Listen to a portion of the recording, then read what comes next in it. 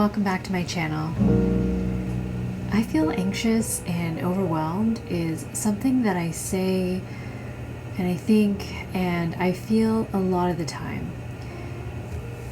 As someone with ADHD, being able to understand my feelings better has helped me manage them, since managing ADHD symptoms in general can take up a lot of energy. And I find that monitoring my energy levels and how I'm feeling is important for me to stay aware and course correct if I notice myself heading towards burnout.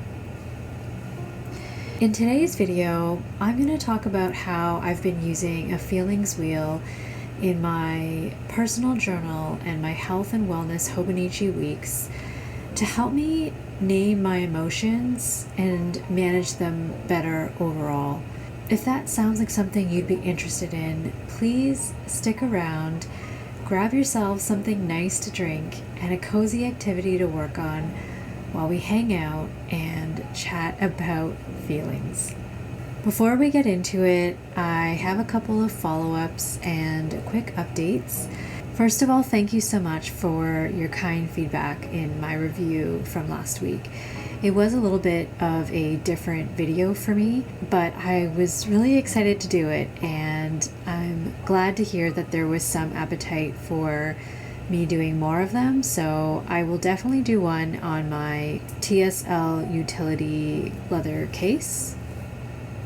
And if you have requests for other products that you would like for me to review, then please let me know. In terms of 30 Inks 30 Days, I don't have any updates for this week because I'm filming this video a little bit earlier and I haven't done much since last week's video, so I will share an update on that in the next video. And I also recently finished my Traveler's Diner scrapbook. I'm not really sure what to call this.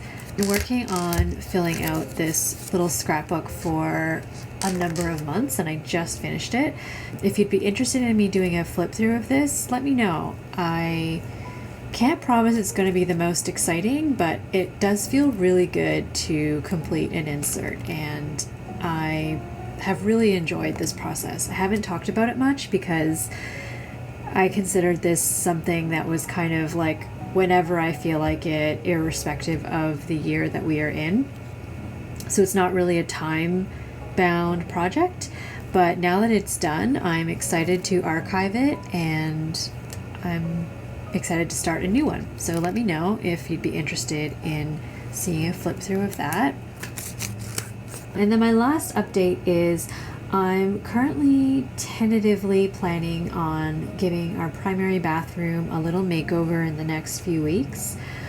While I was updating my 5-year journal, I realized that I bought the paint for this makeover over a year ago because I read an entry where I wrote about it. So I'm hoping that by declaring this intention online, I'll create some accountability for myself to actually start the project and finish it.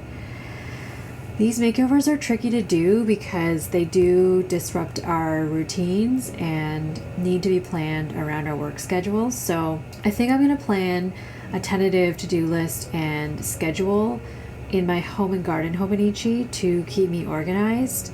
But I have no idea if that is going to be coherent because every time I have tried to plan makeovers, they almost never go according to plan.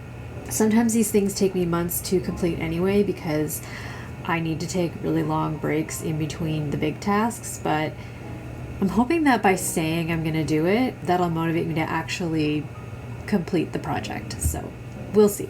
I might share some updates on my progress in future videos, and I'll probably eventually put together an overall makeover video because those are really fun for me to look back on, and I really like having a record of the work that we've done in our home. So that's it for my updates. Let's get into the video. So first, as a recap, I'll share what I'm currently using for journaling. In case you're new here, I'm using my olive green traveler's notebook cover, and a blank sterling ink gridded notebook as a personal journal or dear diary. It's currently housed in a makeshift paper cover, which might actually last for the entirety of this book. I've written about this much of the book so far. And I've got my Line Friends Sailor Pro Gear Slim, which I have dedicated to this journal. So that's where I'm mainly recording my thoughts. And then I also use this Jin Kitamura Love It Panda Hobonichi Weeks, and I use this as my health and wellness tracker. So these are the two areas that I'm mainly using the feelings wheel. So I'm going to first go over what is a feelings wheel in the first place. Then I'm going to talk about how I'm using it, why I think it's helpful to use, and then I'll wrap things up with some closing thoughts. So what is a feelings wheel? I actually keep a feelings wheel in my personal journal and my Hobonichi Weeks. I'm just going to move this aside. The feelings wheel was first introduced in 1982 by Dr. Gloria Wilcox, and it was intended to be used to help people develop greater awareness of their feelings and also help them better communicate those feelings to themselves and others. The original wheel was divided into 3 categories, so I will show you the one that I keep in my journal.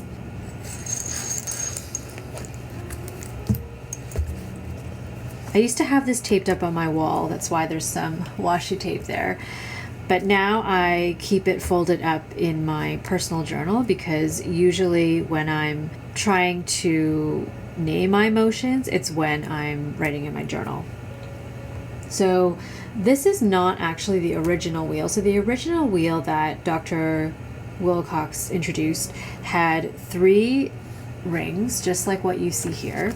But there were slightly less words, like adjectives, or slightly less feelings on here. So this is a more current version that I've been using. The original wheel had 3 circles, and the feelings that were in the center were meant to represent primary feelings like mad, sad, glad, peaceful. So you can see here, this current one that I'm using has happy, sad, disgusted, angry, fearful, bad, and surprised.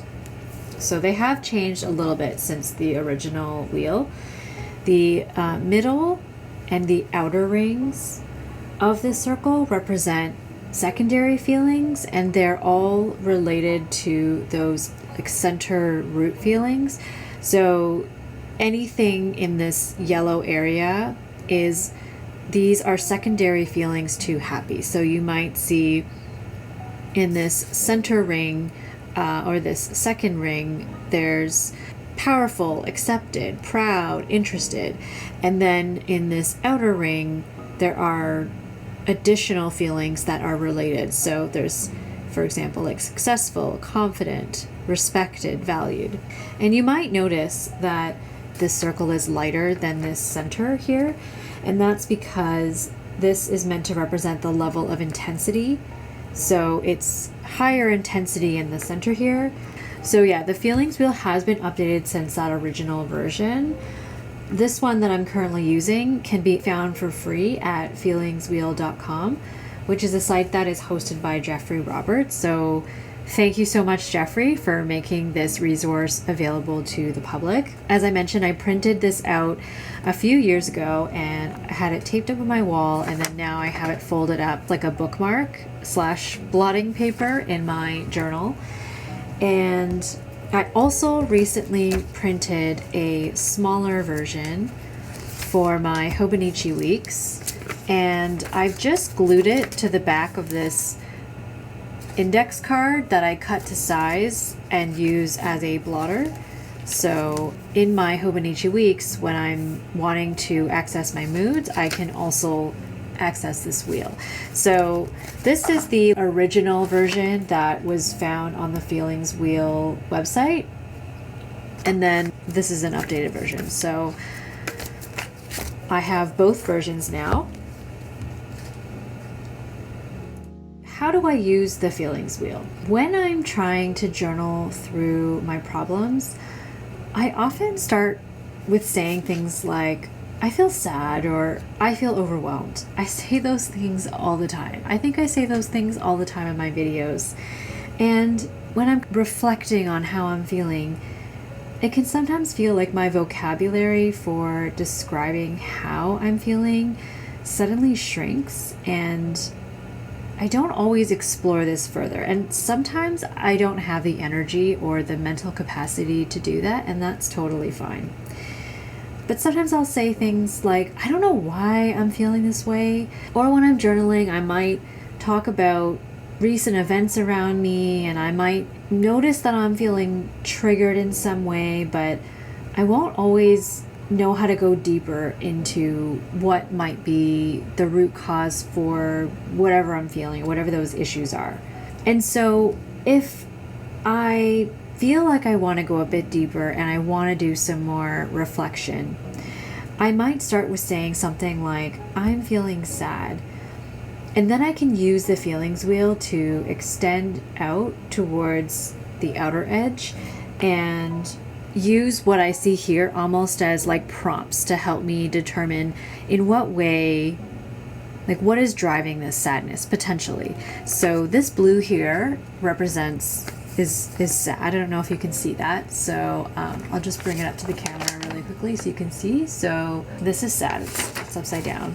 If I'm saying that I'm feeling sad, maybe I can look at these other feelings that are also in this blue area and ask myself, what else am I feeling? What are some other feelings that are related to this feeling of sadness? Maybe I'm feeling some guilt over the fact that I haven't finished a task in the time that I said I was going to feel. Maybe I'm also feeling ashamed. Or maybe I'm feeling really embarrassed. So I find that when I use something like this, it's an additional resource for me to prompt myself and really think about if I have an event in mind that I'm trying to reflect on or process, that I find that something like this is a really helpful way for me to prompt myself and deepen my journaling session. So that's one way that I use it.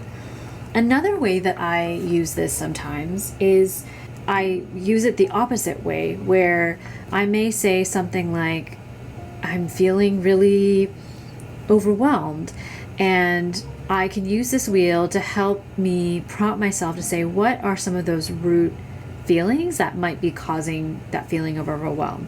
So just bringing it up to the camera again, overwhelmed can be related to being fearful or anxious. And overwhelmed can also be related to to feeling bad. So a few videos ago, I mentioned that I was feeling the Sunday scaries and I was feeling really overwhelmed. I knew to an extent that it was because I had a lot going on and I might be a bit overwhelmed because I had too many things going on and I was just balancing a lot all at once. If I was journaling about it, I might ask myself, I know I'm feeling overwhelmed, but what else is going on?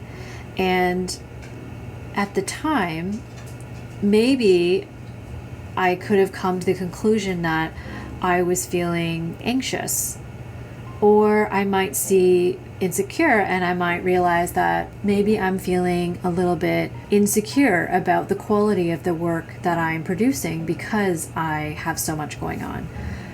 On the other hand, if I'm looking at this green area, I see things like pressured, rushed, out of control, stressed, tired, busy, and bad.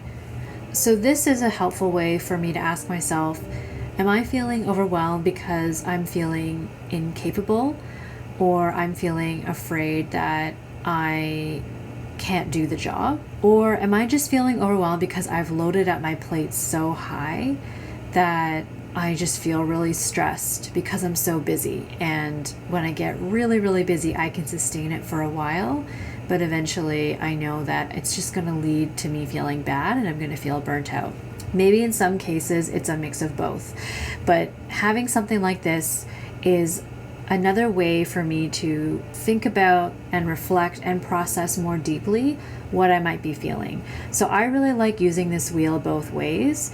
Sometimes my feelings are somewhere along this outer edge, and then I can really get to that root of what is causing it. And sometimes all I know how to say is I'm angry, but I don't necessarily know like what about this anger am I really feeling. And as I'm presented with this range of emotions, and as I get this range of words, it helps me focus my thoughts a little bit better. So it actually reminds me a lot of my meal planning when I sometimes use my recipe cards to narrow down my choices, and really allows me to focus on the task at hand as opposed to feeling like I'm starting from scratch and just trying to figure out what to make because the possibilities are endless. It's almost the same kind of thing for me here, where sometimes I just don't even know what I'm feeling. I just know I physically feel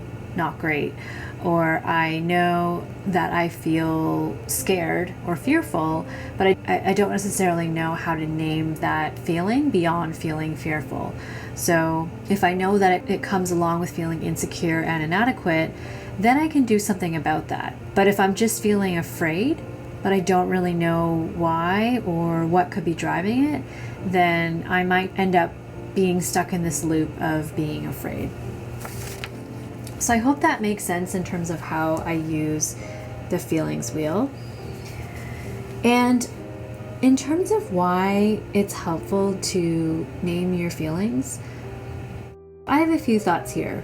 And the first comes from the perspective of being someone who was diagnosed with ADHD later in life as an adult and is still kind of processing my diagnosis and taking the time to research and learn about what all of this really means for me.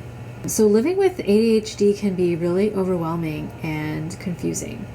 And living with undiagnosed ADHD for most of my life, without having developed strategies that were specifically targeted at managing those symptoms that I have been experiencing for the majority of my life, has really left me with a lot of feelings. And I'm still developing a vocabulary to describe that. And I think the more that I can develop that vocabulary, the more I can understand myself, have more insight into myself, and then the more I can determine ways to help myself. So it's not the only thing at my disposal, but it's a very powerful thing to be able to articulate how I'm feeling, which is why I have a daily practice of trying to articulate how I'm feeling in my health and wellness.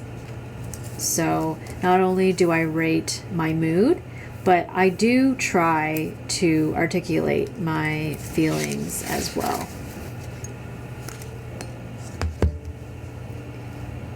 I recently read people who are diagnosed with ADHD as adults can wrestle with feelings of sadness over wasted years, overwhelmed, out of control, and just flat out drained, because living with ADHD requires so much energy just to stay on track and get things done.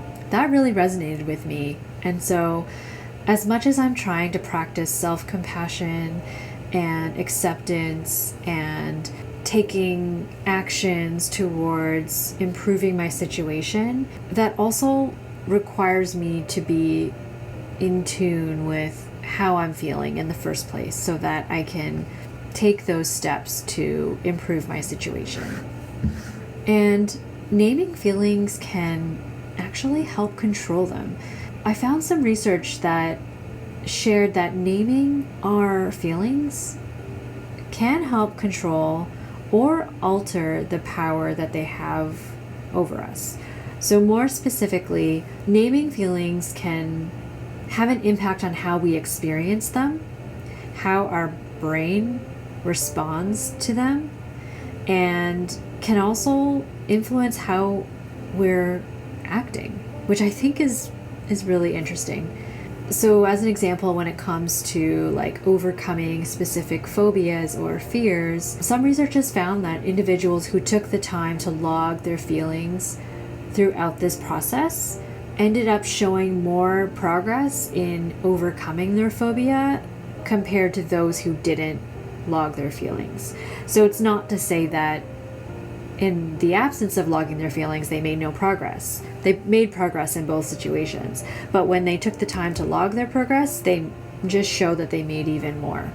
If I were to try to apply that situation to myself, let's say I wanted to overcome a fear of public speaking by challenging myself to attend a weekly public speaking class or like an improv class, which is actually something that I did because I really do not enjoy public speaking.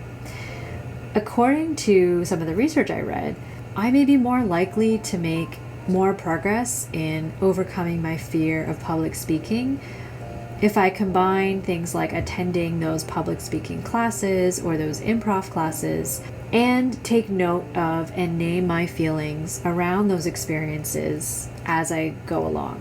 As someone who loves using analog notebooks like this, I have really fun pens. I think it's a fun exercise to work at building my vocabulary of how I'm feeling. So for me, it's kind of like a win-win situation. I mean, if I'm putting myself out there and I'm challenging myself to do things that I know are difficult for me, then why not set myself up for even greater success by using a cute book and a pen and logging down how I'm feeling. And I don't necessarily think you have to do it in a journal. I choose to do it in a journal because I like writing things down and I enjoy the ritual of having this book and using my pens and being able to do it all analog style. But you could certainly do the same thing digitally with an app. I have some closing thoughts that I want to share. I have personally found the feelings wheel to be really helpful for me, but I do want to acknowledge that this is not necessarily meant to be the definitive only list of emotions to have ever existed. It's certainly more broad than my own vocabulary, and especially when I'm feeling really paralyzed with fear or I'm feeling like I'm in that freeze state and I'm having trouble thinking. I find having something like this, having a resource to reference, is really helpful for me, but that may not be your experience. So I want to recognize that some people might find this overwhelming in a different way, or maybe they're so in tune with their feelings that they don't need to use a resource like this. So it really just depends on your needs and what you're hoping to get out of it. The reason why I started to incorporate this into my journaling is because I've been journaling for a very long time.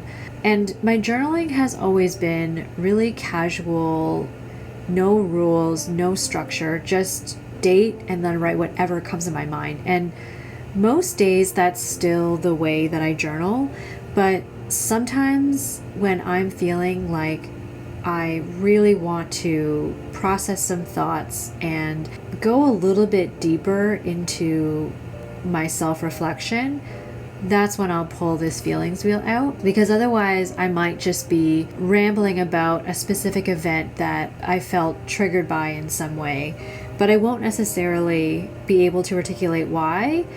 And I have a tendency to ramble, so sometimes I can end up writing paragraph after paragraph after paragraph of what happened. or I might end up going in circles. And sometimes it's helpful for me to take a pause and pull this out and try to ask myself, hey, what is it about this event that is really triggering me, and how am I actually feeling about this event? How did this event make me feel? Those kinds of prompts I find are really helpful for me to sometimes get myself out of that thought spiral that I find myself in. So that's why I really like it. But if you're new to journaling and in general you're finding the entire practice of journaling to be overwhelming in itself, and the idea of adding an extra step like consulting a feelings wheel when you're sitting down isn't going to be helpful for you, then I think you can still have a very meaningful journaling session without a feelings wheel. The important thing is that you challenge yourself ever so slightly, but not to the point where you feel distressed or completely triggered or overwhelmed. So I consider the feelings wheel to be another tool at my disposal if I'm feeling off and am feeling like I want to articulate or go a little bit deeper into understanding why. It definitely doesn't mean that every journaling session requires that I pull this feelings wheel out, or that I even give myself a prompt to follow. In fact, I almost never have a prompt for myself when it comes to my kind of stream of consciousness journal, but sometimes I will use a prompt, and it's usually something like, how am I feeling? It's not really like anything deeper than that, just because I already tend to think a lot. So if anything, I struggle with overthinking. So I don't often have a prompt to follow. And sometimes I just go in with no plan and I end up writing a few sentences, or I write multiple paragraphs. It really just depends on the day and what I feel like I need to get off my chest. So the important thing is that I am really in tune with what I need. And if that sometimes involves using the feelings wheel, then I will use it. And I do really like it. So I am curious, have you used something like a feelings wheel before in your life, in your journaling? And if so, what did you think of it? Was it helpful? Was it distracting? Is there another way? Is there another resource apart from a feelings wheel that you can recommend? I would be really curious to try it. Please share it in the comments below. I think it would be really helpful to collect different resources, because this is just one resource and it's one that's been helpful for me, but it may not be helpful for everybody, and there's always different resources out there. So I'd be really curious to hear what your experiences have been like. If you made it this far into the video, thank you so much for being here. Let me know if there's anything that you would prefer to see first between a flip through of my Traveler's Diner scrapbook insert, or updates on my primary bathroom makeover, or if you have a request for anything else, I would love to hear it in the comments below. Thank you so much for being here. I hope you're doing well, and I will see you soon in the next video.